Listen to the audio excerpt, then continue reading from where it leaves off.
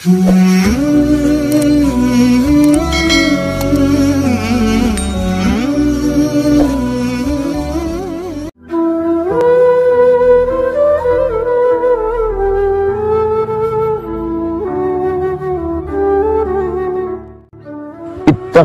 da'watal mazlum, takutlah kamu pada doa orang yang teraniaya. Ada seorang nelayan, anaknya dalam keadaan lapar menangis, meneteskan air mata karena tidak makan. Lalu kemudian dia ambil jaringnya, dia pun pergi ke tengah laut. Lalu kemudian dia pasang jaring. Alhamdulillah, usahanya dikabulkan Allah. Senang hati melihat seekor ikan besar. Lalu dia pun bawa pulang.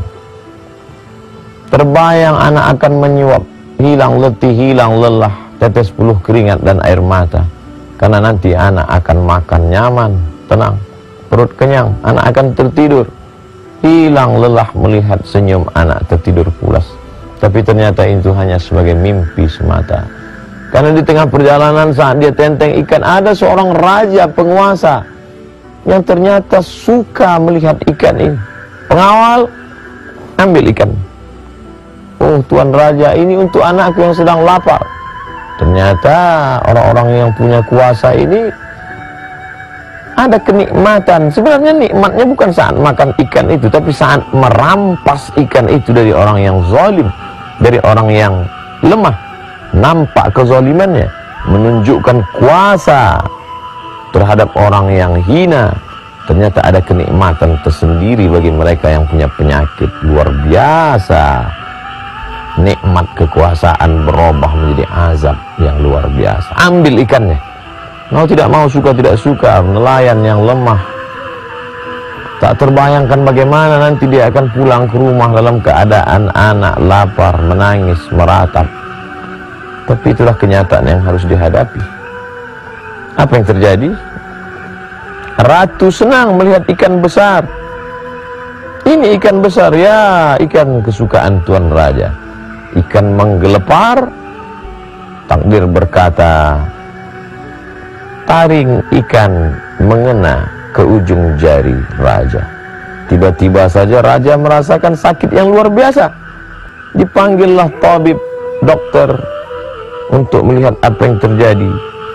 Ternyata racun dari ikan beracun, sudah masuk ke darah dan sudah mulai terasa. Lama kesembuhan tak juga tiba. Bagaimana ini tabib? Bagaimana ini dokter? Nampaknya tangan Tuan Raja harus diamputasi. Tidak ada obat lain, tidak ada. Akhirnya jari harus hilang. Tapi ternyata nyerinya tetap tidak hilang. Jari sudah hilang karena dia bukan berada di jari tapi sudah masuk ke darah. Kalau begitu harus dipotong sampai ke pergelangan. Na'udzubillah, menyakitkan, mengerikan, menakutkan. Tapi ini harus dilakukan. Kalau begitu harus dipotong sampai ke pergelangan tangan. Bagaimana rasanya Tuan Raja? Masih tetap tidak hilang. Nyeri, denyut. Kalau begitu mesti dipotong sampai ke siku. Apa boleh buat? Itulah satu-satunya solusi. Na'udzubillah, jangan sampai terjadi pada diri kita, pada anak cucu keturunan kita. Dipotong sampai ke siku. Nyeri hilang. Tapi risau, gundah gulana, jantung, hati tak tenang, tetap datang. Malam tak lelap, siang tak kenyang. Apa sebenarnya yang terjadi? Maka dipanggillah ahli hikmah yang dapat melihat hati. Apa yang sebenarnya terjadi dengan hati? Tuan Raja, ada orang yang sedang teraniaya, terzalimi. Coba kau renung kembali, wahai Tuan Raja, apa yang kau rasakan? Betul, memang ikan ini diambil dari orang yang sedang pulang, akan memberikan sesuap makanan pada anak-anak yang menangis di rumah. Ternyata ada orang yang teraniaya, Tuan Raja. Ternyata ada orang yang hatinya tersinggung, wahai Tuan Raja. Kalau begitu, mari kita panggil, kita tanya dia. Raja ingin meminta maaf. Maka dipanggillah nelayan yang teraniaya ke istana Tuan Raja yang megah dan besar. Lalu kemudian ditanyakan kepadanya, sudikah engkau memaafkan, berdamai? Nelayan itu dengan lapang hati memaafkan. Begitu rupanya mereka yang susah. Tidak sulit bagi mereka untuk membukakan pintu maaf kepada orang-orang yang punya kuasa. Sudahkah engkau memaafkan wahai nelayan? Aku sudah lama melupakan ini wahai Tuan Raja. Apa sebenarnya yang kau doakan? Apa sebenarnya yang kau katakan? Apa sebenarnya munajat yang kau panjatkan kepada Allah sehingga begitu berat siksa yang diterima ini? Apa kalimat yang kau katakan? Tidak banyak Tuan Raja. Apa yang kau katakan?